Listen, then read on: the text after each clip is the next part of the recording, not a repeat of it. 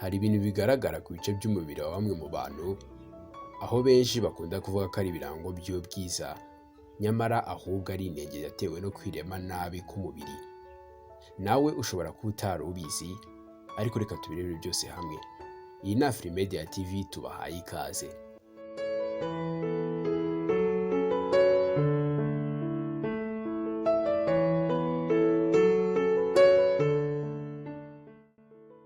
Utwobo two ku matama benshi bakunze kwita fosete. Iyo umuntu asetse afite tuno twobo two ku matama ye, usanga ari byiza, ndetse bikagaragara neza ku muntu umureba, kuko abantu bafite utwobo bakunze kugaragara nk'abantu baseka neza. Nubwo bamwe badufata nk'uturango tw'ubwiza, abahanga mu by'ubumenyi bw'umubiri wa muntu bavuga ko natwo ari inenge ivukanwa bitewe n'uko hari ingingo z'umubiri w'umuntu zitiremye neza akiri mu nda ya nyina. Utu twobo two ku matama ubusanzwe usanga ari byo bita malformation. Ugenekereje mu Kinyarwanda kakaba kakitwa inenge umuntu avukana, bitewe n'uko zimwe mu ngingo z'umubiri zitabashije kwirema uko bikwiye igihe umwana aba akiri mu nda ya nyina. Gusa ariko birashoboka ko umuntu yakavukana gakomoye kuri umwe mu babyeyi be. Mu mwaka w'1964 nibwo utu twobo twatangiye kuvugwaho cyane, nyuma y'uko umuhanga mu bya siyanse witwa Van Helsingr yari yaramaze kugaragaza ubushakashatsi yagakozeho, bukerekana ko atari akarango k'ubwiza, ahubwo ari ukwirema nabi k'umubiri.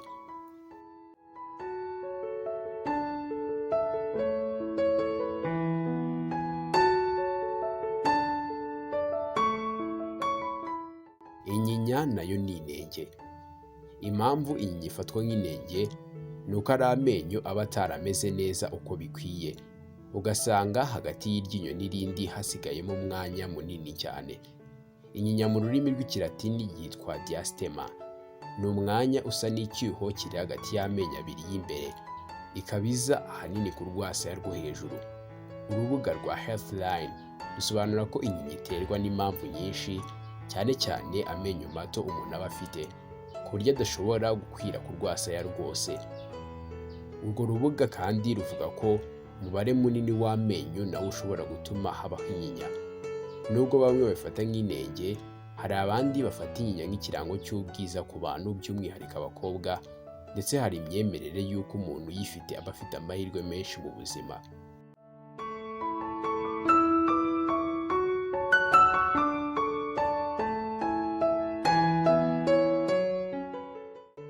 Amaribori. Ubusanzwe amaribori abayafata nk'uturango tw'ubwiza cyane ngo baribeshye, cyane cyane bagendeye ku muco nyarwanda. Nyamara abahanga mu buvuzi bemeza ko ari indwara ivurwa kandi igakira. Amaribori agaragara ku bagore ndetse no ku bagabo. Icyakora agaragara ku bagore cyane kurusha abagabo, nk'uko tubikesha urubuga rwa www.webmd.com. Hari amaribori aterwa no kubyibuha byihuse cyangwa ku bana bavumbutse b'abangavu n'ingimbi. Gutwita nabyo bitera amaribori ku nda kubera ko umubiri uba wakwedutse. Hari abandi bakora siporo, imihindagurikire y'umubiri wabo ikabatera kugira amaribori. Amaribori ni uturango dushobora kuba tureture cyangwa tugufi, tukaza dutambitse cyangwa duhagaze ku mubiri. Dutandukanira n'uruhu rusanzwe ku ibara tuba dufite. Akenshi usanga dusa n'umweru. Ibice dukunda kuzaho cyane ni amaboko, amabere, ku nda, ku kibuno ndetse no ku maguru. Bimwe mu bintu bitera amaribori ni imihindagurikire y'umubiri, aho uruhu rukweduka bidasanzwe. Ibi biterwa no kwiyongera cyangwa kugabanuka kudasanzwe k'uruhu.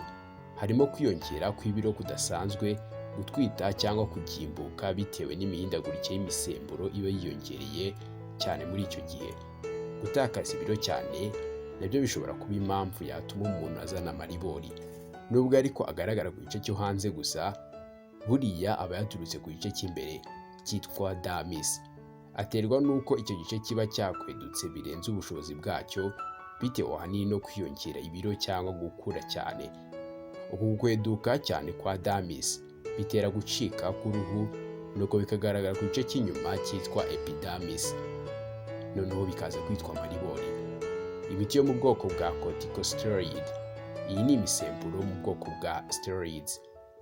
Kuyikoresha nabi cyangwa kuyikoresha igihe kirekire nk'amavuta cyangwa creams zo kwisiga ashobora gutera amaribori kuko agabanya ubunini bw'uruhu na collagens, izi ni poroteyine zigize uruhu. Ushobora kuba wakibaza uti se amaribori aravurwa? Ubwayo nta ngaruka zindi atera umubiri, ni gake cyane ashobora kwerekana indi ndwara yaba yihishe inyuma. Dore uko wakwivura amaribori nk'uko tubisanga ku rubuga rwa interineti rwitwa www.stephealth.com. Bavuga ko bitewe n'urugero amaribori hariho ari aho adatinda, bigasaba igihe kugira ngo ashire ku mubiri. Ibyo bisaba ko umuntu amenya urugero amaribori yagezeho kugira ngo amenye uburyo yakoresha akabasha kuyivura. Bumwe mu buryo bwa mbere wakoresha indimu n'amavuta ya olive. Uburyo bwa mbere umuntu ufite amaribori yakoresha yivura ni ugukoresha indimu n'amavuta ya olive. Ahantu umuntu afite amaribori afata igice cy'indimu agasiga aho ari mu gihe cy'iminota 10, yarangiza agasigaho amavuta ya olive akanogereza nanone indi minota 10. Gukoresha imizabibu. Ufata isahani ukanomberaho imizabibu utabanje kwitonora, warangiza ugasukaho yogurt cyangwa se yogurt y'amagarama 200, hanyuma ukavanga neza ukabisiga aho amaribori ari hose, ugategereza iminota 20 mbere yo kuhakaraba n'amazi akonje. Ubundi buryo ni ugukoresha igikakarubamba. Igikakarubamba kizwi cyane mu kuvura indwara zitandukanye ziza ku ruhu ndetse n'ibindi bitandukanye. Igikakarubamba nacyo cyakoreshwa mu kwivura amaribori. Usiga ku maribori nyuma yo gukaraba buri munsi bigeraho bigashira. Amavuta ya coconut nayo umuntu ufite amaribori ayasiga ahantu hose ari bigashira vuba cyane. Ibyo abikora buri munsi keretse iyo amavuta abaye amugiraho ingaruka. Imiti itandukanye irahari, yaba iyo kwisiga, amavuta ndetse n'uburyo bw'imirasire laser. Kimwe no kubagwa byose birakoreshwa. Rimwe na rimwe amaribori arijyana ubwayo nyuma y'igihe, nk'uko abagore bayazana ari uko batwite. Nyuma yo kubyara hagati y'amezi 6 n'umwaka ashobora kwijyana. Reka tubibutse ko uturango twose twahoze haruguru atari ikibazo gikomeye cyane ku buryo umuntu waba udufite yahangayika, ahubwo ni bimwe mu byo umuntu yisangaho mu mihindagurikire y'umubiri we cyangwa se uko yavutse. Turabashimiye mwese mwadukurikiye. Iyi ni AFRIMEDIA TV. Kora subscribe maze tujye tubana muri byose.